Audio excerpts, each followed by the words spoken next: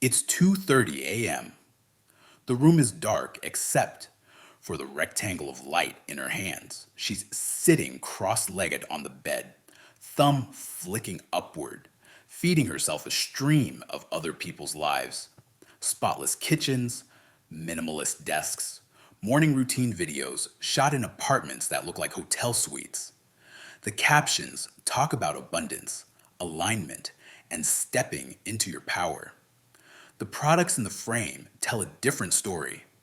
Financed handbags, subscription everything, expensive candles bought to soothe the stress created by a life that isn't being managed.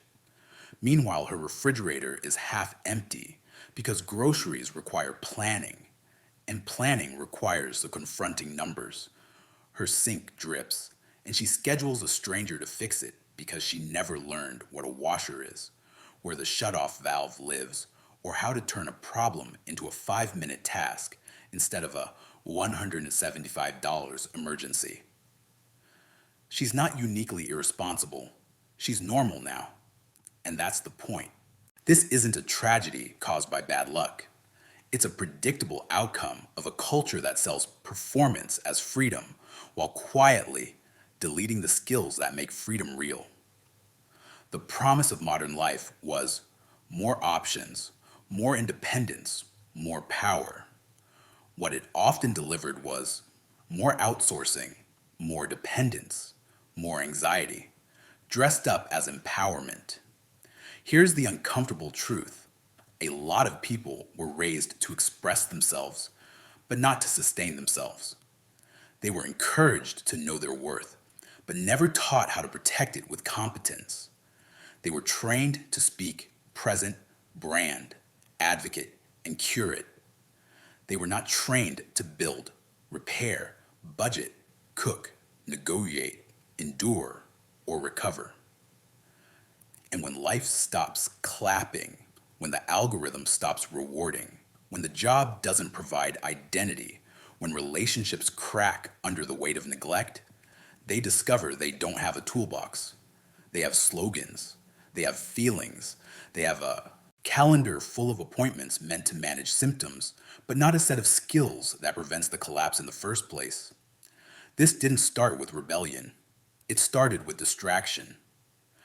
Somewhere along the way, the basics of running a life got relabeled as optional, or worse, humiliating. Practical competence became unfashionable. Domestic skill became someone else's job. The simple idea of knowing how to feed yourself well, manage money, maintain a home, and handle discomfort started to sound like an outdated checklist, something you could ignore if your real life was happening online or in an office. So schools trimmed away hands-on competence. Families outsourced what used to be taught. Convenience companies arrived with shiny interfaces and monthly fees and made it easy to never learn. Food became delivery. Repairs became apps. Budgeting became autopay. Emotional discomfort became something you treat like a malfunction. Open an app, call a service, pay a professional. Don't sit with it too long. By the time she's an adult, she can write a strong resume, analyze workplace dynamics, speak the language of growth and healing, and still not know how to do the most basic things that keep a human life stable. Not because she's stupid, because nobody insisted she learn. That's the part men need to understand, especially if you're building a life, dating seriously, thinking about marriage, or trying to lead in any meaningful way. You're not just choosing a personality, you're choosing a partner's habits, their relationship with reality, their ability to handle the unglamorous parts of existence without collapsing into panic, denial, or debt. You're choosing whether your future home becomes a sanctuary that runs smoothly or a fragile stage set that looks good in photos and falls apart under pressure. And if you think this is a women's issue, you're missing it. This is a modern issue. Men have their own version. Addiction to entertainment. avoidance disguised as ambition, endless consumption of content without production, a life built on dopamine instead of discipline. But today, I'm going to tell the truth about what a lot of young women have been sold. Because men are dealing with the consequences in relationships, in households, in divorce courts, in child custody battles, and in the quiet exhaustion of being expected to carry the entire weight of stability while being told you're controlling if you ask for basic competence. Let's name what happened. A generation was taught that independence is a feeling, that empowerment is an aesthetic, that being strong means being outspoken, not being capable, that success is visibility, not stability, that confidence is declaring you deserve something, not proving you can maintain it. And because the internet rewards what can be shown, not what can be sustained, the entire incentive structure moved away from real life. Nobody posts, "I tracked my spending for 90 days and realized I was bleeding money in tiny ways." Nobody gets applause for "I learned how to cook 5 cheap meals and now my health and finances are calmer." Nobody goes viral for "I called the landlord, stayed respectful, documented the issue, followed up in writing, and got the repair done without drama." That stuff is invisible. And because it's invisible, it's undervalued. And because it's undervalued, it's not taught. So you end up with a person who's drowning in options and starving for competence. When you don't know how to run your life, you don't feel free. You feel hunted. Every unexpected expense becomes a crisis.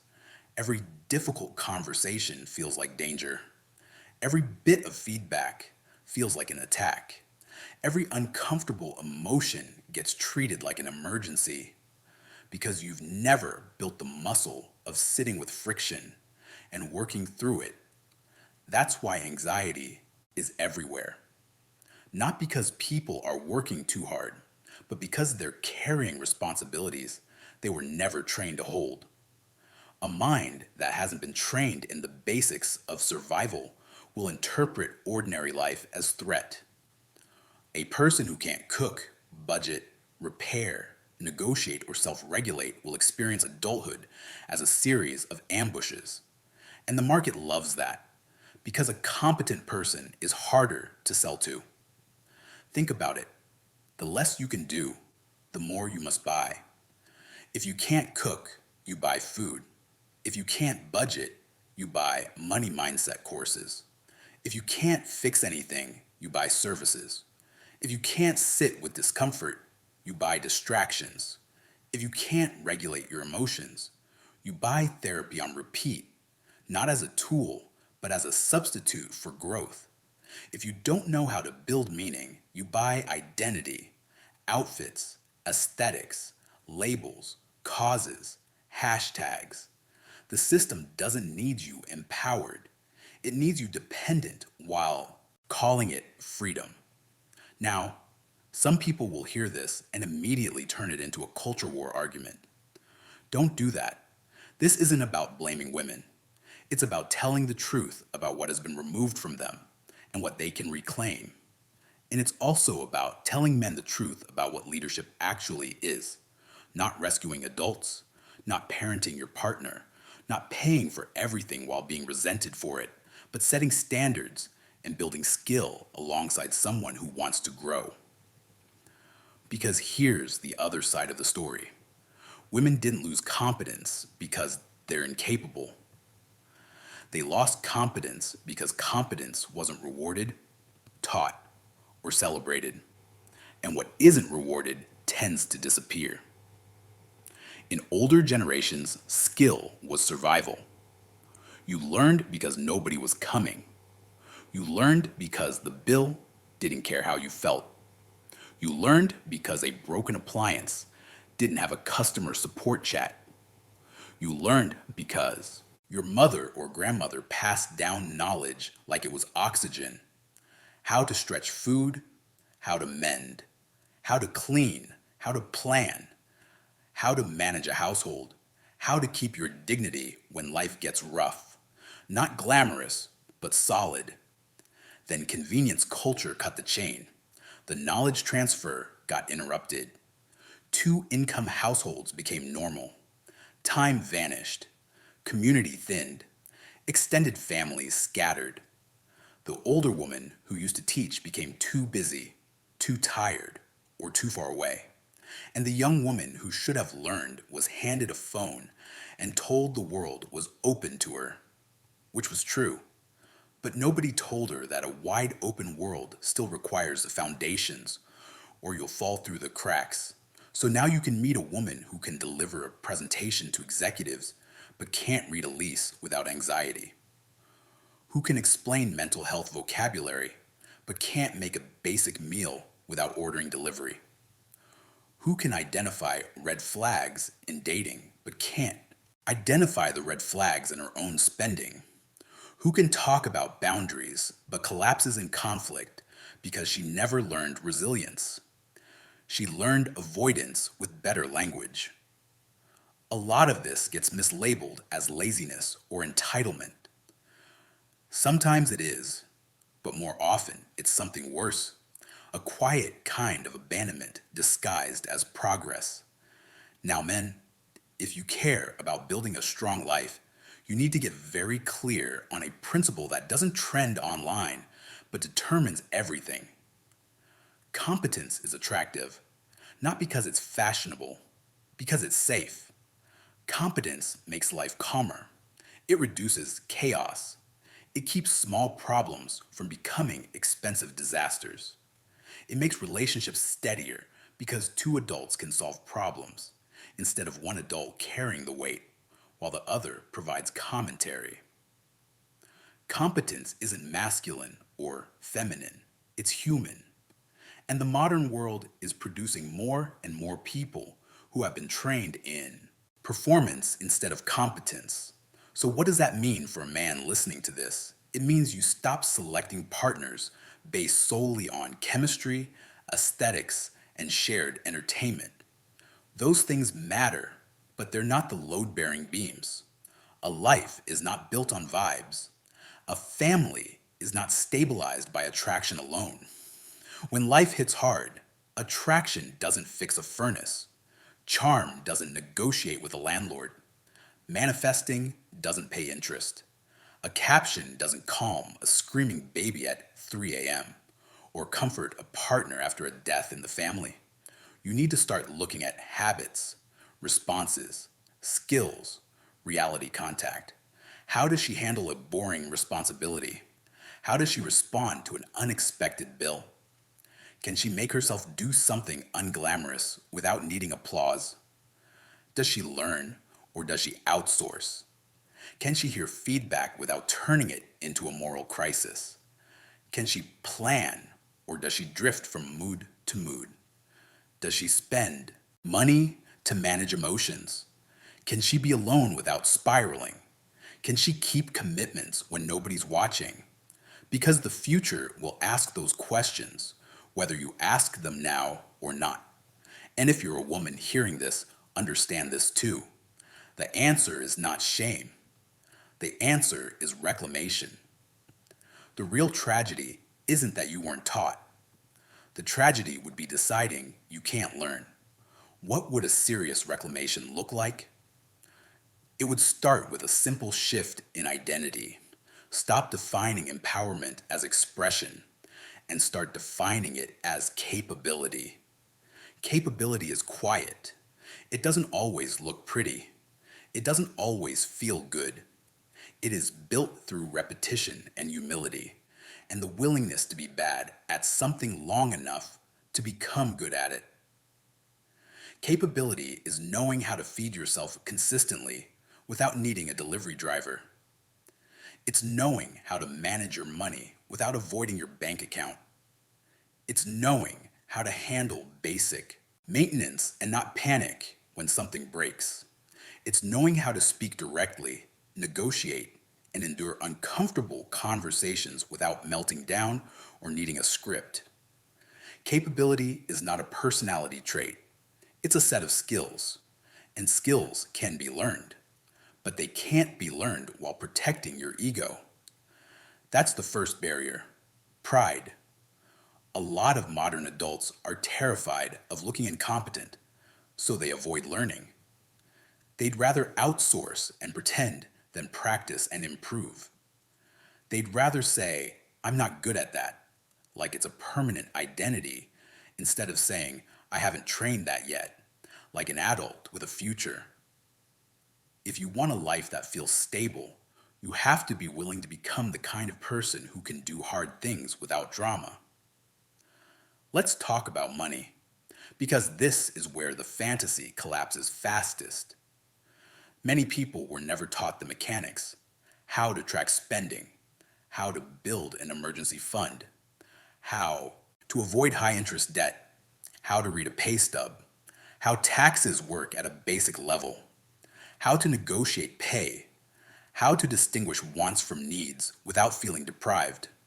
So they confuse having money with looking like you have money. They confuse financial freedom with consumption. They confuse independence with being able to buy things alone, even if those purchases are financed and fragile. Real independence is not about being able to purchase, it's about being able to withstand. How long can you live if income stops? How quickly can you cut expenses without panic? How much margin do you have between what you earn and what you spend? Do you own your choices, or do your subscriptions own you? Are you building assets or feeding appetites? That is not sexy language. It is grown up language. And grown up language is becoming rare.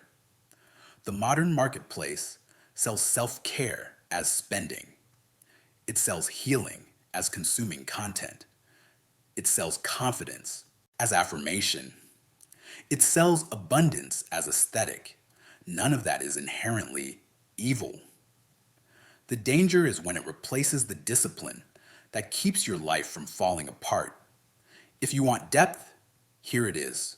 The capacity to delay gratification is one of the strongest predictors of stability in almost every domain: health, relationships, finances, career, character. You can't shortcut it. You can decorate around it. You can post about it. You can therapize around it, but you cannot replace it. So if you want to build a life that doesn't feel like a constant emergency, you train delayed gratification like it's a core virtue. That means you learn to say no without needing a dramatic reason. You learn to tolerate boredom. You learn to be uncomfortable on purpose, to cook instead of order, to walk instead of Uber, to save instead of spend, to practice instead of perform. Now, let's talk about emotional resilience, because this is the other missing pillar. A lot of people were protected from friction, not in a loving way, but in a weakening way. Feedback was softened, consequences were postponed, disappointment was medicated or explained away. And then adulthood arrived like a truck. In the real world, nobody owes you comfort. Life doesn't warn you before it hits. Relationships require conflict management. Work requires criticism. Growth requires failure. If you were never trained to handle no, you will interpret reality as oppression whenever you don't get what you want. You'll call normal struggle trauma and normal discomfort toxicity, and you'll spend your life escaping the very experiences that would have strengthened you. This is where men get exhausted. They become the shock absorber for someone else's untrained nervous system. Every disagreement becomes a crisis. Every request becomes an insult. Every boundary becomes a control issue. Every problem becomes an identity threat. That's not love. That's babysitting. So here's the standard. You want a partner who can recover, not someone who never struggles. Everyone struggles. You want someone who can take a hit, learn, adjust, and move forward without turning every challenge into a catastrophe. You want someone who can hear, we need to spend less, without collapsing into shame or rage. You want someone who can hear, this needs to change, and respond with effort, not a lecture. And women, you want to be that person because the world respects that person. The world trusts that person. Men commit to that person, not because she's perfect, but because she's solid. Now let's talk about competence in the home, not as women's work, but as adult work.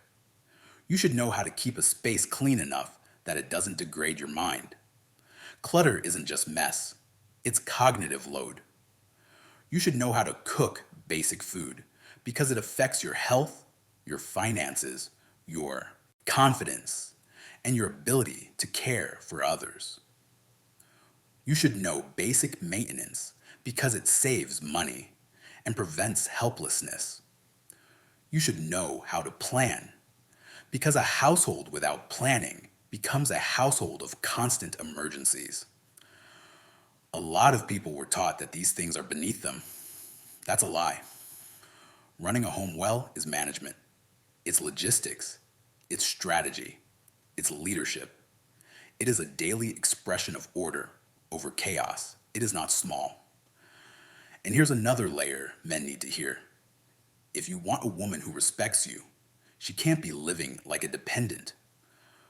Respect doesn't grow in a dynamic where one person is carrying and the other is consuming. Eventually, the carrier resents and the consumer feels judged, and both call it lack of compatibility when the real issue is lack of skill. You want real partnership? Then both people have to bring competence to the table. Not identical skill sets, but shared responsibility for reality. So, what do we do with this? We stop pretending the solution is more content.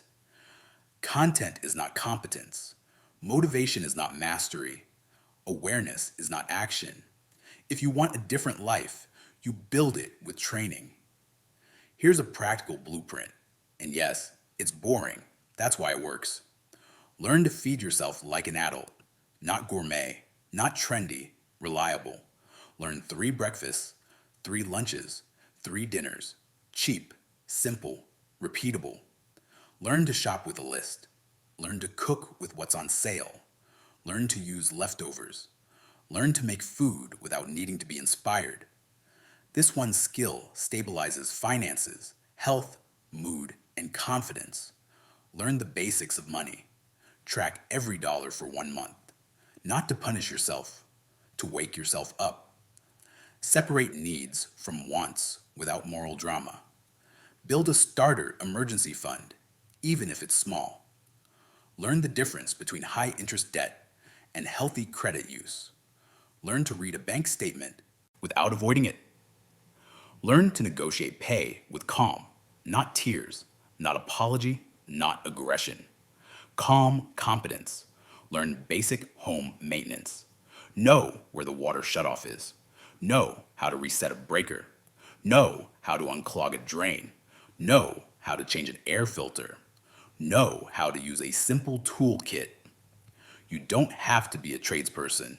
You have to be an adult. The goal isn't to do everything yourself. The goal is to not be helpless.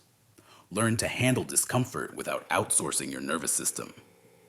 Stop treating every hard feeling like an emergency that requires immediate relief.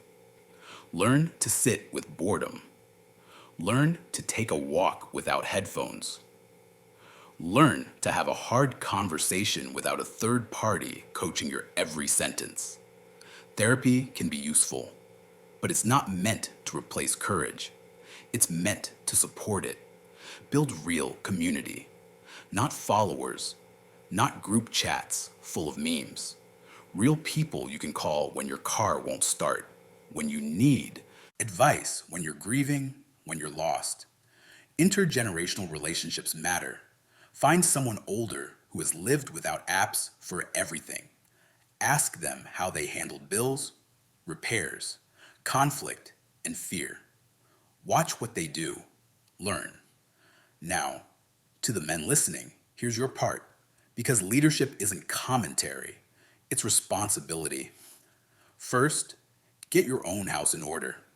If you're addicted to distraction, if you can't budget, if you can't cook, if you can't regulate your anger, you're not in a position to demand competence from anyone else. Be the standard you want.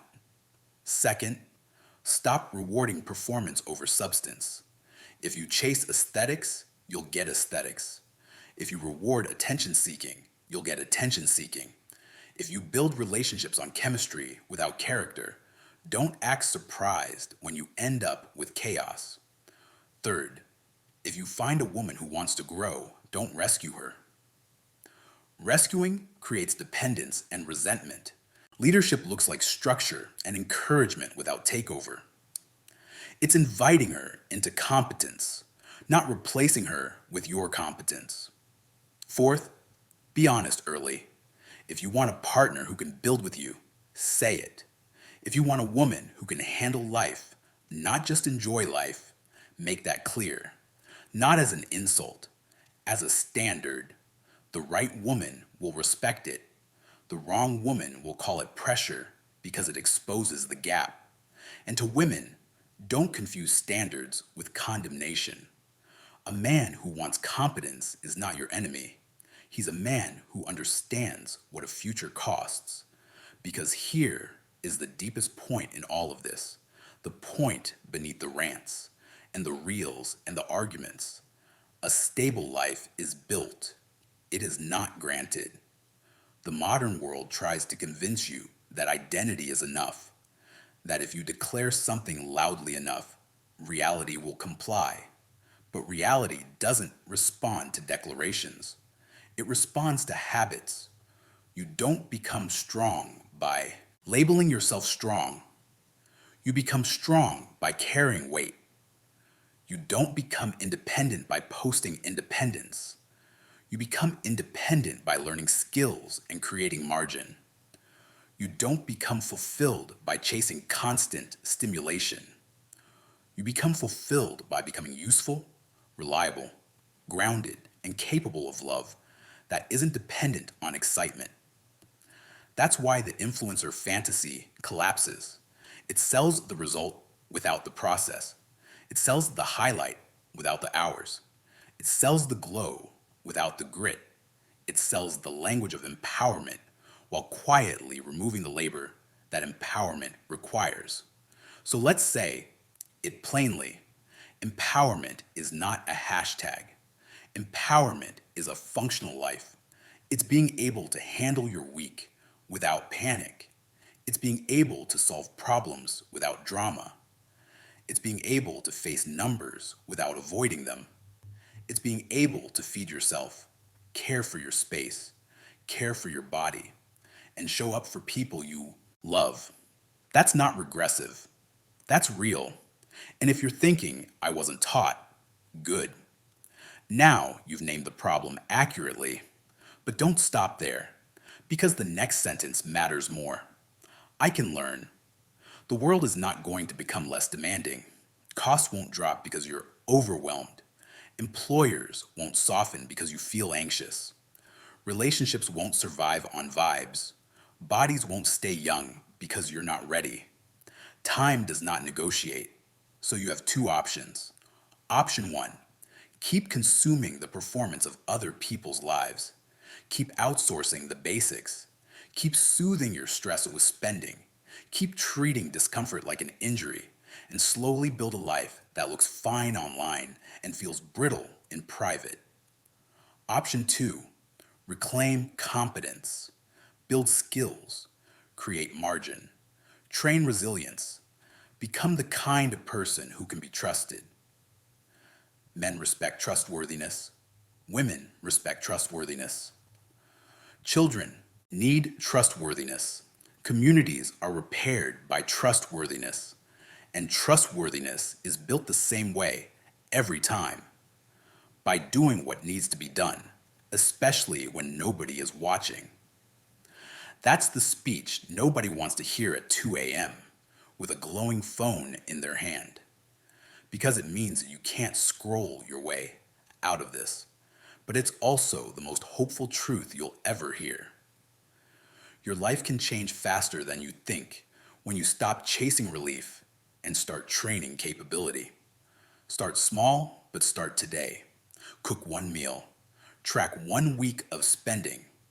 Fix one simple thing. Have one hard conversation without running. Turn your attention from performance to practice, then do it again. You won't feel empowered at first. You'll feel awkward. You'll feel behind. You'll feel exposed. That's normal. That's the feeling of learning. That's what growth costs. But a few months from now, you will feel something better than empowerment. You'll feel grounded. You'll feel calm. You'll feel self respect. You'll feel a quiet confidence that doesn't require an audience. And that confidence is the real flex. Not because it looks good, because it holds up. That's the goal. Not a life that can be posted, but a life that can be carried. Not a relationship that is exciting for a season, but a partnership that can survive stress, boredom, sickness, money pressure, and responsibility without collapsing. Not a version of yourself that needs constant validation, but a version of yourself that can handle reality with steady hands. Because when the lights go out, when the app fails, when the money gets tight, when the relationship gets tested, the only thing that matters is what you can actually do. And you can do more than you've been trained to believe. So put the phone down, not forever. Just long enough to pick up something real. A pan, a notebook, a wrench, a hard truth, a plan. Build the life you keep waiting to deserve. No captions, no slogans, no applause required. Just competence, just practice, just you, becoming someone solid,